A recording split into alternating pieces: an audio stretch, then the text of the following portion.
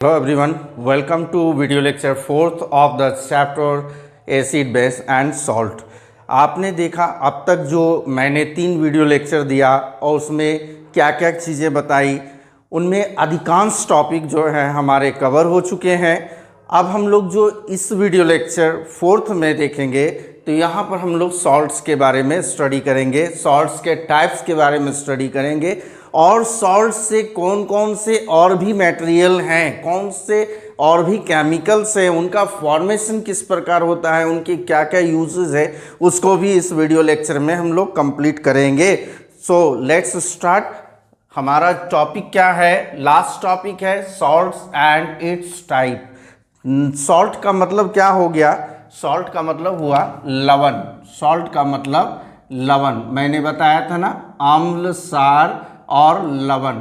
ठीक है, ये लवण और इसके प्रकार की आज हम लोग व्याख्या करेंगे। तो सबसे पहले देखिए, सॉल्ट, जैसे ही ये नाम हमें सुनने को मिलता है तो हम लोगों के दिमाग में ये बात आ जाती है सॉल्ट्स। सॉल्ट्स का मतलब अगर आप विदाउट शुगर की कल्पना करेंगे, बिना चीनी की कल्पना करेंगे, शायद हम जी सकते हैं, भोजन कर सकते हैं, लेकिन विदाउट सॉल्ट क्या कोई भोजन बनेगा? प्रतिदिन दैनिक जीवन में हम लोग सॉल्ट्स का यूज़ करते ही हैं। हाँ, शुगर से आप कभी कभार जो है भोजन ले सकते हैं, कभी अपने फ्रूट्स ले लिया या कभी अपने खीर ले लिया, स्वीट्स ले लिया, वो अलग चीज़ है। लेकिन अगर डेली यूजेस में जो फूड का यूज़ करते हैं हम लोग, लंच में, डिनर में, ब्रेकफास्ट में, आप देखेंगे कि एवरी फूड आइटम में जो भी हमारे डाइट होते हैं उसका सॉल्ट जो है एक एसेंशियल पार्ट होता है। ठीक है, सॉल्ट क्या है? एक एसेंशियल पार्ट है। तो यहाँ पर सबसे पहले हम लोग जानेंगे कि सॉल्ट जो है वो है क्या। Salt is nothing but an ionic compound. Ionic compound कब बनती है? जब इलेक्ट्रॉन लूज और गेन होता है। इलेक्ट्रॉन, कोई एलिमेंट है जो इलेक्ट्रॉन लूज करेगा, मोस्टली द मेटल्स क्या करते हैं? इलेक्ट्रॉन लूज करते हैं। और नॉन मेटल क्या करते हैं? गेन करते हैं। तो मेटल और नॉन मेटल के मेल से, इलेक्ट्रॉन लूज और गेन से क्या होता है? हमारा यहाँ पर सॉल्ट बनता है। तो देखिए, salt is an ionic compound है, आयोनिक कंपाउंड है विच, जिसको कहते हैं हम लोग आयनिक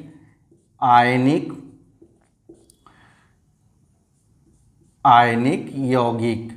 ठीक है, क्या है ये? आयनिक यौगिक, which is made of positive ion and negative ion. और आप पॉजिटिव आयन को हम लोग क्या बोलते हैं? कटायन, और नेगेटिव आयन को अनायन। याद रखेंगे, कटायन और अनायन के मिलने से मतलब यहाँ आयंस का एक्सचेंज होगा, आयंस का एक्सचेंज होगा, तब जो है हमारा सॉल्ट बनेगा। बट नॉर्मली अगर हमारे पास टाइप्स देखेंगे कि सम एग्जाम्पल ऑफ सॉल्ट्स, कौन कौन से उदाहरण हैं? देखिए, सोडियम क्लोराइड, जिसका केमिकल फॉर्मूला NaCl है, magnesium chloride MgCl2, potassium chloride KCl2, sodium carbonate Na2CO3 and ammonium chloride NH4Cl। तो यहाँ पर आप देखेंगे कि ये जो पार्ट है, इसमें हमारा Na वो है कटायन वाला पार्ट और Cl वो है अनायन वाला पार्ट। Mg क्या है? वो है आपका कटायन का पार्ट कि अनायन का? कटायन का। और Cl क्या है? यहाँ पर क्या होगा? Mg plus Cl2 minus.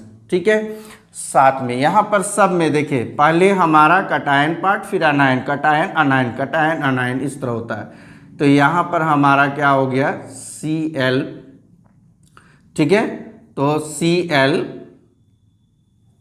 यहाँ 2 प्लस माइनस, फिर यहाँ पर सोडियम का प्लस और CO3 का माइनस, फिर आ जाइए यहाँ पर NH4, ये भी कटायन हो रहा, और क्लोरीन का माइनस। तो यहाँ पर कटायन और अनायन के मिलने से हमारा क्या बना? सॉल्ट बना। ठीक है, दूसरे हम लोग पढ़ेंगे कि हमारे पास जो सॉल्ट के टाइप्स हैं, उन सॉल्ट में आप देखेंगे कि इनका फॉर्मेशन किस प्रकार हो रहा है, सॉल्ट का फॉर्मेशन किस प्रकार हो रहा है। तो यहाँ कटायन और अनायन मेनली जो सॉल्ट बनता है वो हमारा एसिड और बेस, ये दोनों के मिलन से, एसिड और बेस के मिलने से क्या बनता है, सॉल्ट प्लस वाटर। याद ही होगा आपको, salt and water, acid and base के मिलने से सॉल्ट एंड वाटर बनता है। तो इस रिएक्शन को एक तो हम लोग कहते हैं न्यूट्रलाइजेशन रिएक्शन। क्या बोलेंगे, न्यूट्रलाइजेशन रिएक्शन, ठीक है, क्योंकि सॉल्ट, एसिड और बेस एक दूसरे को न्यूट्रलाइज करते हैं। दूसरा हमारा जो होगा वो होगा double displacement, double displacement reaction, ठीक है, डबल डिस्प्लेसमेंट रिएक्शन। एसिड और बेस के बीच में जो रिएक्शन होगा वो न्यूट्रलाइजेशन रिएक्शन होगा, एक दूसरे को न्यूट्रलाइज करेगा, और वहीं पर आयंस की एक्सचेंज होती है, उसे हम लोग डबल डिस्प्लेसमेंट रिएक्शन कहेंगे। और यहाँ पर एसिड और बेस जो आपस में मिलकर सॉल्ट बनाते हैं, ये सॉल्ट के 3 कैटेगरीज हम लोग जानते हैं। ये 3 कैटेगरीज कौन से होंगे, कैटेगरीज,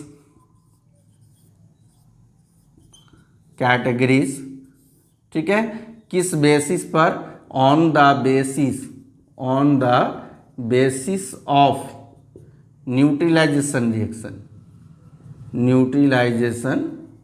रिएक्शन के बेसिस पर, यानी पीएच स्केल से भी हम लोग नापेंगे तो स्ट्रेंथ के आधार पर हमारा 3 तरह का सॉल्ट होगा। पहला क्या होगा, पहला होगा नॉर्मल यानी न्यूट्रल, पहला होगा न्यूट्रल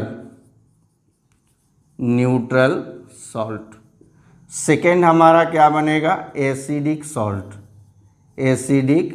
सॉल्ट।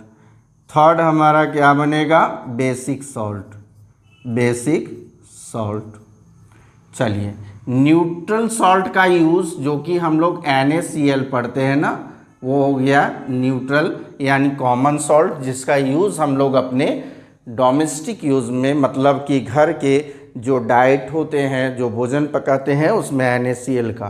तो हम लोग इस 3 तरह के, किस प्रकार के ये तीनों तरह के सॉल्ट बनते हैं, इनका फॉर्मेशन कैसे होता है, क्यों ये न्यूट्रल कहलाते हैं, एसिडिक कहलाते हैं, बेसिक कहलाते हैं, तो इसके लिए हम लोगों को सबसे पहले ध्यान देने योग्य बात क्या है कि कौन कौन से एसिड स्ट्रांग है, कौन कौन से एसिड बेस वीक है, कौन कौन से बेसिस स्ट्रांग है, कौन कौन से बेसिस वीक है, तभी उनके बीच में जो रिएक्शन होगा तो इस प्रकार के सॉल्ट निकल कर आएंगे। तो आइए हम लोग नेक्स्ट टॉपिक में कुछ strong acid, strong base, weak base के बारे में जानते हैं।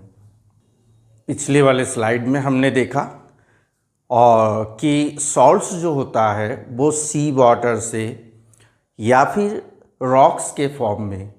तो सी वाटर में क्या होता है ना, सी वाटर में वाटर को जो है वो इवेपोरेट कर दिया जाता है और जो बचता है वो सॉल्ट होता है। उसमें जो भी पॉल्यूटेंट्स हैं उनको बाद में फिल्टर कर दिया जाता है, अलग कर दिया जाता है।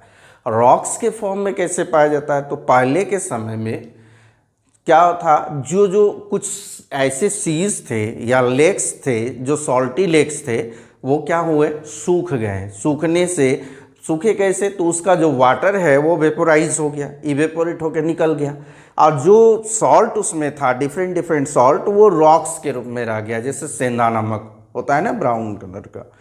तो यहाँ पर हम लोग पढ़ने वाले हैं neutral salt, acidic salt and basic salt. और इनको जानने के लिए सबसे पहले हमें जानना होगा इस एसिड के स्ट्रेंथ को और बेस के स्ट्रेंथ को। सबसे पहले आइए, यहाँ मैंने कुछ नाम लिखा है, जैसे ये स्ट्रॉन्ग एसिड्स हैं। स्ट्रॉन्ग एसिड्स में नाम याद रखेंगे, H2SO4 क्या हुआ, सल्फ्यूरिक एसिड। HNO3 क्या हुआ, नाइट्रिक एसिड। HCl क्या हो गया, हाइड्रोक्लोरिक एसिड, जो हमारे स्टॉमक में होता है। ये 3 तो आपको याद रखने ही हैं, ठीक है, आपके सिलेबस में है। इसके अलावा क्या है, तो HBr, hydrobromic acid. Hydrobromic acid. HI, आई से क्या होता है आयोडीन, मतलब हाइड्रो आयोनिक एसिड। उसके बाद HClO4, HClO4 क्या है, परक्लोरिक एसिड, परक्लोरिक एसिड, ठीक है। और लास्ट है HClO3। देखिए दोनों सेम है, इसमें O4 है O3 है, तो ये हो गया परक्लोरिक एसिड और ये हो गया ऑनली क्लोरिक एसिड। नाम याद रखेंगे तो मेनली अगर आप ये नाम याद रखते हैं स्ट्रॉन्ग में, काफ़ी है आपके सिलेबस के लिए। Sulphuric acid, nitric acid, hydrochloric acid, hydrobromic acid, hydroiodic acid, perchloric acid and chloric acid, ये सारे हैं स्ट्रॉन्ग एसिड। इनको छोड़कर जितने भी एसिड है सारे के सारे वीक एसिड। मतलब कि जो हमारे ऑर्गेनिक एसिड है, formic acid, tartaric acid, acetic acid है ना, ये सब क्या है, वीक एसिड है। इसी तरह हम लोग स्ट्रॉन्ग बेस में आ जाएंगे। क्या है देखिए स्ट्रॉन्ग बेस में, यहाँ पर है NaOH sodium hydroxide, KOH potassium hydroxide, CaOH twice calcium hydroxide, MgOH twice magnesium hydroxide. इतने जो है आपके सिलेबस के अंदर है जो कि स्ट्रॉन्ग बेस है। ये स्ट्रॉन्ग एसिड है, इनको छोड़कर जो एसिड आएगा वो वीक एसिड होगा। और वीक बेस में जो है, वीक बेस में आप दो याद रखेंगे जो आपके सिलेबस में है, एक हम ammonium hydroxide NHO4 NH4OH and दूसरा है कॉपर हाइड्रोक्साइड CuOH ट्वाइस, ठीक है ये। और इनकी मदद से हम लोग क्या करेंगे, फॉर्म करेंगे। अब बात हो रही है कि हम लोग स्ट्रॉन्ग एसिड या स्ट्रॉन्ग बेस किन्हें करते हैं। देखिए यहाँ पर नोट करेंगे, यहाँ पर नोट करेंगे किन के बारे में, स्ट्रॉन्ग एसिड, स्ट्रॉन्ग एसिड या स्ट्रॉन्ग बेस, इनके बारे में। तो यहाँ पर हम लोग लिखेंगे दोज एसिड्स और बेसिस, दोज एसिड्स और bases which dissociate completely into ions in water। जब पानी में वैसे एसिड या वैसे बेस जो कि डिसोसिएट होंगे कंप्लीटली का मतलब पूरी तरह, जितने भी उनके मॉलिक्यूल्स डाले गए हैं, मान लीजिए 100 मॉलिक्यूल, 50 मॉलिक्यूल, 80 मॉलिक्यूल, ठीक है। मतलब है क्या, अगर हमने 100 मॉलिक्यूल ऑफ HCl को डाला तो ये क्या होगा, कंप्लीटली ये H प्लस और Cl माइनस आयन में टूटेगा, टूट रहा है ना, H प्लस Cl माइनस, माने सारे के सारे 100 मॉलिक्यूल्स है हमारे, 100 मॉलिक्यूल को जब हमने पानी में डाल दिया, डिज़ोल्व कर दिया, तो वो सारे के सारे माने मैक्सिमम नंबर ऑफ आयंस में वो डिसोसिएट हो जाएगा, ठीक है। तो इनको कहेंगे स्ट्रॉन्ग एसिड या स्ट्रॉन्ग बेस। सेकेंड है हमारा वीक एसिड या वीक बेस। ये क्या होगा, दोज एसिड्स और bases which partially as dissociate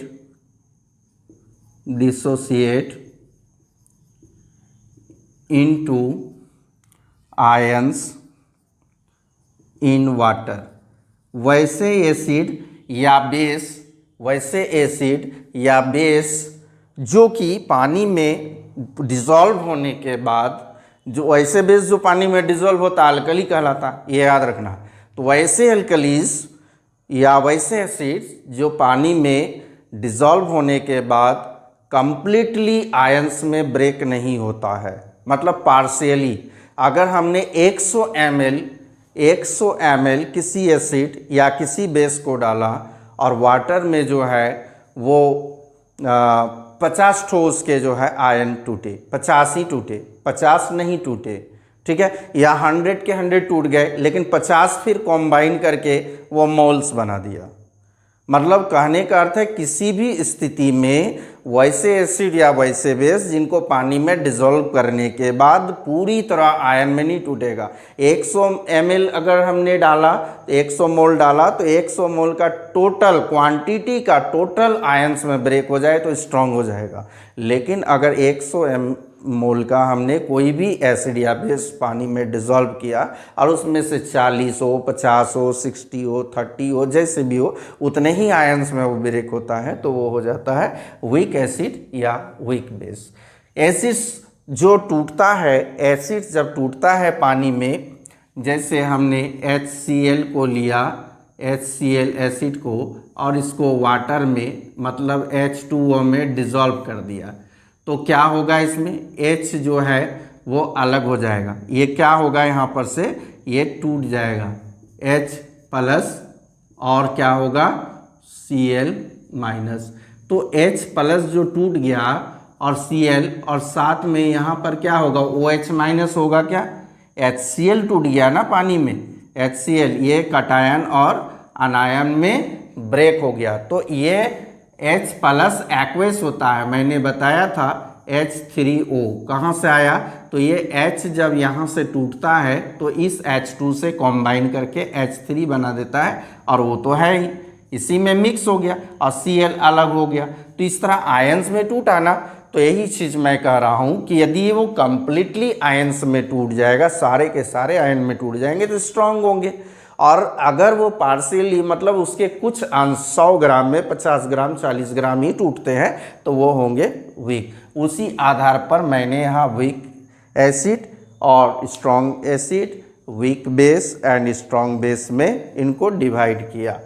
अब चलिए हम लोग पढ़ते हैं, हमारे समक्ष जो है, हमारे समक्ष क्या है कि एसिड और बेस जो है आपस में कॉम्बाइन करता है तो क्या बनता है, सॉल्ट एंड वाटर। चलिए बना के देखें, और तीनों तरह का देखेंगे।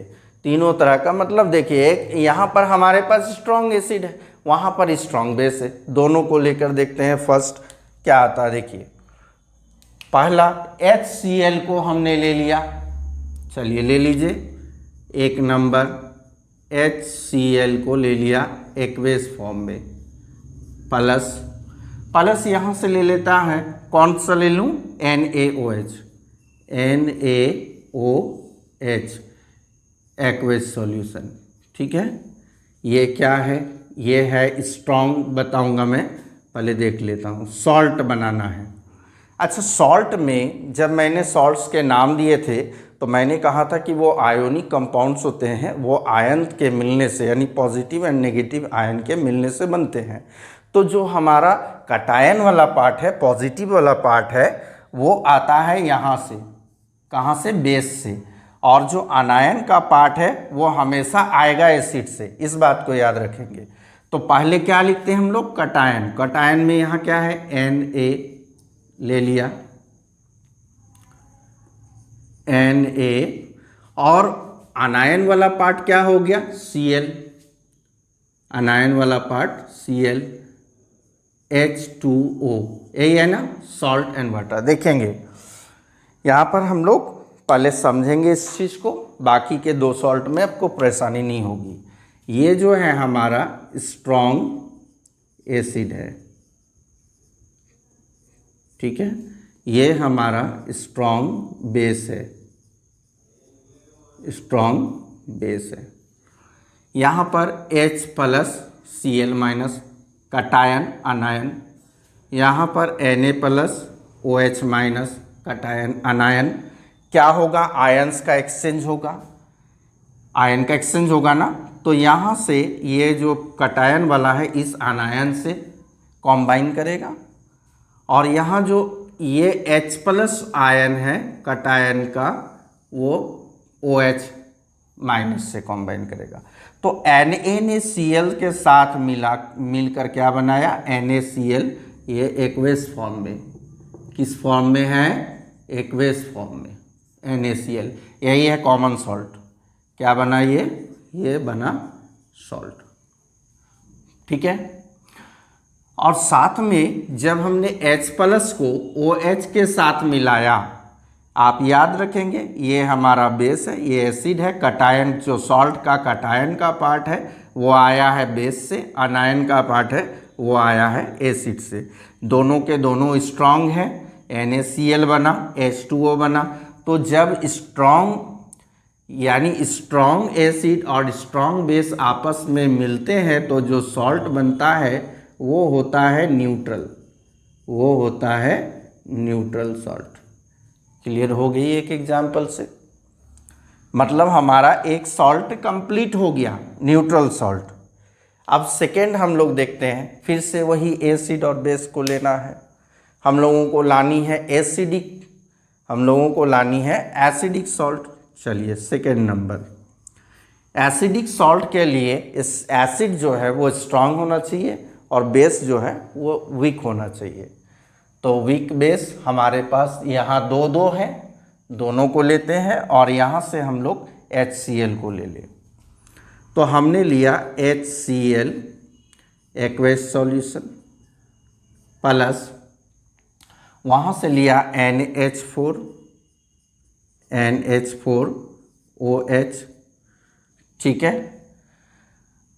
कोई भी आप लिख सकते हैं, उसमें आप लोगों को दिक्कत नहीं है, आप कहीं से भी कोई भी स्ट्रॉन्ग एसिड और हाँ ध्यान रखेंगे कि कौन सा एसिड में कौन किसको डिस्प्लेस कर सकता है, उसको हटा सकता है, इस चीज़ का ध्यान रखेंगे। ठीक है, चलिए हमारे पास हो गया ये भी एक्वेस। दूसरा, अब हमने कहा था कि यहाँ पर जो है ये हमारा क्या है, कटायन वाला पार्ट, ये H प्लस Cl माइनस, यहाँ NH4 प्लस OH माइनस। तो जो सॉल्ट का कटायन का पार्ट पहले लिखना, अनायन कभी नहीं लिखेंगे, कटायन। तो कटायन वाला पार्ट कहाँ से आता है? कटायन वाला पार्ट आपका बेस से आता है, तो ये उठकर आ गया NH4। ठीक है, कटायन वाला। अनायन वाला कहाँ से आएगा? ये Cl को ले लेगा, ये जो है इससे कॉम्बाइन करेगा, ये इसके साथ कॉम्बाइन करेगा, तो Cl लिख दिया एक्वेस सॉल्यूशन प्लस H2O। ठीक है, H2O। अब हम लोग यहाँ पर देखेंगे कि HCl जो है, HCl खोजिए, ये स्ट्रॉन्ग है ना, स्ट्रॉन्ग में, तो HCl हो गया strong acid, strong acid plus NH4OH, NH4OH weak base, weak base आपस में रिएक्शन किया, आयंस का एक्सचेंज किया, डबल डिस्प्लेसमेंट रिएक्शन हुआ, तो क्या बना? NH4Cl। तो स्ट्रॉन्ग एसिड और वीक बेस, स्ट्रॉन्ग वाला जो है ये क्या करेगा? डोमिनेट करेगा, है ना, किसको? स्ट्रॉन्ग। मतलब स्ट्रॉन्ग और वीक में कौन जाना जाएगा? स्ट्रॉन्ग। और दोनों ही स्ट्रॉन्ग होगा तो न्यूट्रलाइज हो जाएगा, तो स्ट्रॉन्ग वाले के नाम से जाना जाएगा। मतलब यहाँ पर जो सॉल्ट बना अमोनियम क्लोराइड, क्या बना ये? अमोनियम क्लोराइड, अमोनियम क्लोराइड, ये बना एसिडिक सॉल्ट, एसिडिक सॉल्ट। समझ में आ गया? समझ में आ रहा है ना? ये हमारा फर्स्ट हो गया, न्यूट्रल कॉमन सॉल्ट हो गया, दूसरा हमारा एसिडिक सॉल्ट हो गया। अब हम लोग थर्ड नंबर वाले को समझेंगे। थर्ड में क्या बनाना है हम लोग को? Basic salt. अब बेसिक सॉल्ट के लिए क्या करेंगे? हमारा वीक कौन होना चाहिए? एसिड और स्ट्रॉन्ग बेस। तो एसिड में इनमें से कोई है क्या? स्ट्रॉन्ग वाला। ये सात जो है स्ट्रॉन्ग है, बाकी छोड़ के, इनको छोड़ के क्या होगा? वीक एसिड होगा। चलिए वीक एसिड का एक एग्जांपल हम लोग लेते हैं, H2CO3, H2CO3 एक्वेस फॉर्म में प्लस, ये हो गया वीक वाला। स्ट्रॉन्ग वाला ले लीजिए किसी को, तो CaOH ट्वाइस, CaOH ट्वाइस हो गया, आपस में रिएक्शन करेगा, सॉल्ट बनाएगा। सॉल्ट बनाने के लिए पहले यहाँ पर हम लोग क्या करेंगे, कटायन अनायन का पार्ट देखेंगे। तो यहाँ हो गया H plus CO3 minus Ca plus OH minus. तो कटायन वाला पार्ट कहाँ से आएगा सॉल्ट का, वो बेस से आएगा, है ना। ये बेस हो गया, ये एसिड हो गया। Ca उठ कर आएगा CO3 के साथ कंबाइन करेगा, CaCO3 एक्वेस सॉल्यूशन प्लस ये जो OH ट्वाइस है वो किससे मिलेगा, ये अनायन ये कटायन, कटायन अनायन मिलेगा, फिर से H2O बनेगा। बैलेंस नहीं है तो अब कर लेंगे, ठीक है। अब यहाँ पर देखिए H2CO3 यहाँ पर है क्या, H2CO3 नहीं है, मतलब ये क्या है, वीक एसिड, ये है weak acid plus CaOH twice, खोजिए कहाँ है CaOH ट्वाइस, ये तो स्ट्रांग वाला में आता है, तो लिख दीजिए स्ट्रांग बेस, स्ट्रांग बेस हो गया। अब देखिए यहाँ पर वीक एसिड स्ट्रांग बेस, तो स्ट्रांग वाले के नाम से जाना जाएगा, स्ट्रांग कौन है, बेस, यानी ये जो कैल्शियम कार्बोनेट बना, कार्बोनेट वो बना किस तरह का, तो वो बना बेसिक सॉल्ट, ये है बेसिक सॉल्ट। चलिए यहाँ पर हमने टाइप्स ऑफ सॉल्ट देखा, आपको ज़रूरत है तो इस टेबल को याद कर लेने का, तभी आप पहचान सकेंगे। एग्जाम में आप लोगों को पहचानने के लिए दिया जाएगा, आपको सॉल्ट ही बनाकर दे दिया गया, इस सॉल्ट को पूछेगा ये एसिडिक है, बेसिक है, न्यूट्रल है, तो आपको समझना है कि NH4 कहाँ से आया था, तो NH4 वीक बेस से आया था, मतलब क्या है, ये वीक बेस है, और HCl से आया होगा स्ट्रॉन्ग एसिड, तो स्ट्रॉन्ग एसिड वीक बेस क्या होगा, वो एसिडिक नेचर का होगा।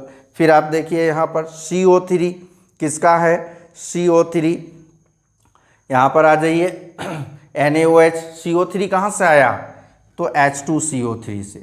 हमारा पहले हम लोगों को क्या देखना है, कटायन वाला पार्ट, Ca कैल्शियम, तो हमारा सोडियम, पोटेशियम, कैल्शियम, मैग्नीशियम, ये स्ट्रॉन्ग बेस में आता है, सोडियम, पोटेशियम, कैल्शियम, मैग्नीशियम, इनमें से कोई नाम आया तो वो स्ट्रॉन्ग बेस में आएगा। देखिए Ca आ गया ना, तो ये स्ट्रॉन्ग बेस हो गया, ठीक है। CO3 H2CO3 से आया, जो कि वीक है, इनमें से कोई नहीं है, तो वीक है तो मतलब बेसिक नेचर का सॉल्ट बना।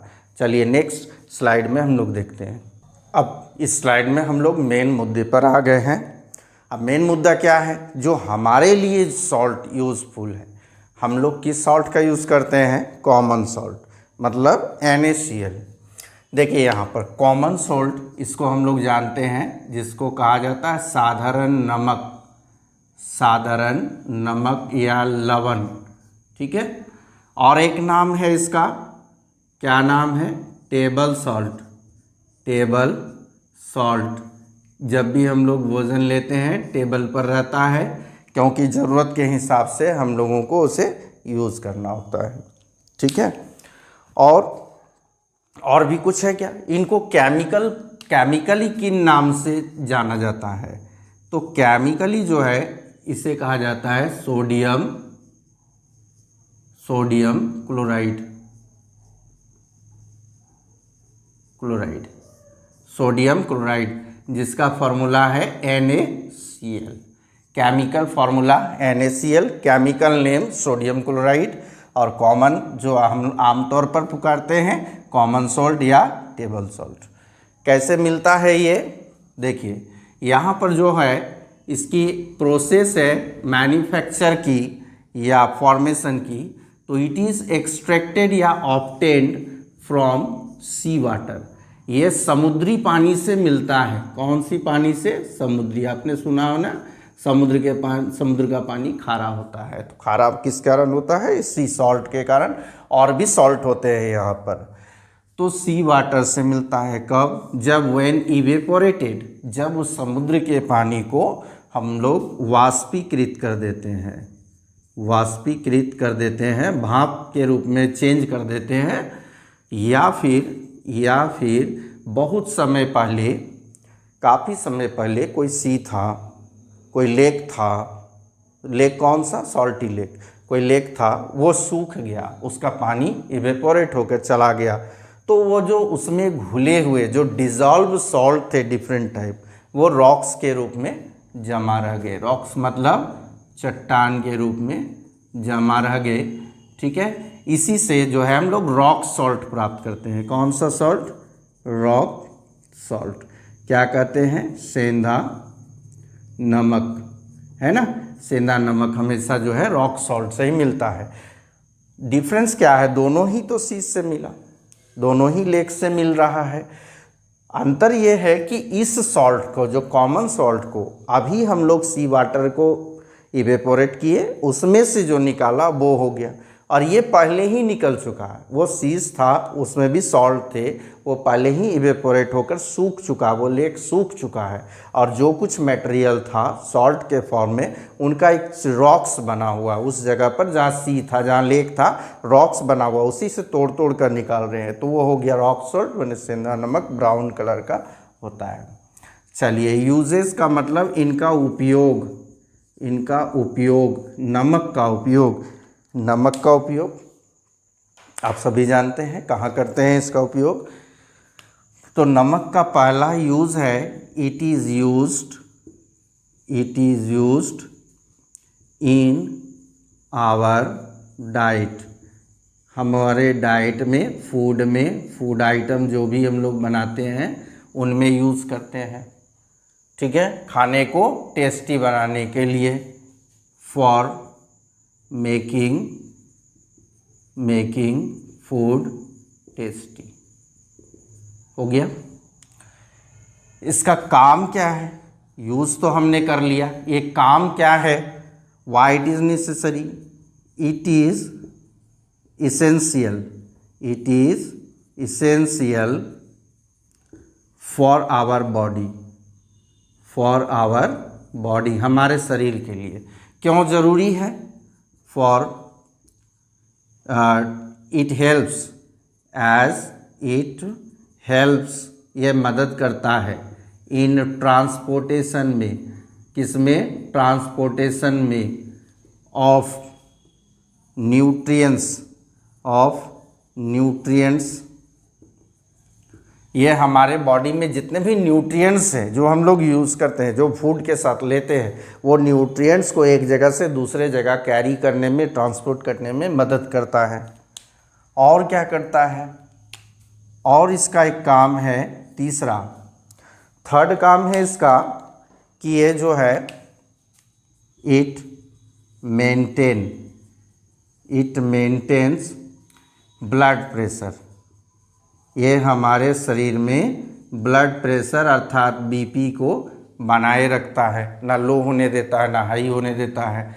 जब लो होता है तो क्या कहा जाता है? नमक पानी का घोल पीजिए। या फिर हम लोग को क्या करता है, वो ग्लूकोज वाला वाटर होता है ना, वो इंजेक्ट कर दिया जाता है, सलाइन के रूप में इंजेक्ट कर दिया जाता है, ताकि हमारा बीपी जो है फिर से कंट्रोल में आ जाए। ठीक है, ये हमारा फोर्थ हमारा क्या है? ये सब तो काम पढ़ रहे हैं। फोर्थ हम लोग क्या जानेंगे इसका काम के बारे में, कि many daily uses materials made of salt. बहुत सारे डेली यूज़ के मटेरियल है हमारा जो सॉल्ट के बने होते हैं। जैसे एग्ज़ाम्पल में हम लोग जानेंगे ब्लीचिंग पाउडर के बारे में। ब्लीचिंग पाउडर, व्यंजक चूर्ण, अभी जैसे रेनी सीजन में बहुत ज़्यादा इसका यूज़ होता है, ब्लीचिंग पाउडर का, है ना। इसके बारे में पढ़ेंगे। और भी हमारे पास जैसे कि सोडियम हाइड्रोक्साइड, ये क्या है? Caustic soda, ETC। ठीक है, अब इस सॉल्ट्स का उपयोग जो है हम लोग डिफरेंट मटेरियल्स बनाने में कर रहे हैं। तो वो कौन कौन से मटेरियल हैं? सबसे पहले हम लोग क्या करेंगे? कास्टिक सोडा के बारे में जानेंगे। कास्टिक सोडा के बाद जो है हम लोग और भी जो मटेरियल्स है जैसे ब्लीचिंग पाउडर है, जैसे बेकिंग पाउडर है, वॉशिंग पाउडर है, और एट लास्ट जो है हमारा प्लास्टर ऑफ पेरिस, इनके बारे में भी स्टडी करेंगे, बट ये हम लोग नेक्स्ट स्लाइड में करेंगे। ठीक है, तो आप लोग मेरे साथ कंटिन्यू बने रहेंगे। और फिर से मैं कहना चाहूँगा, यदि वीडियो लेक्चर आप लोगों को अच्छा लगे तो please like and share, and if you are new then kindly subscribe. Thank you very much.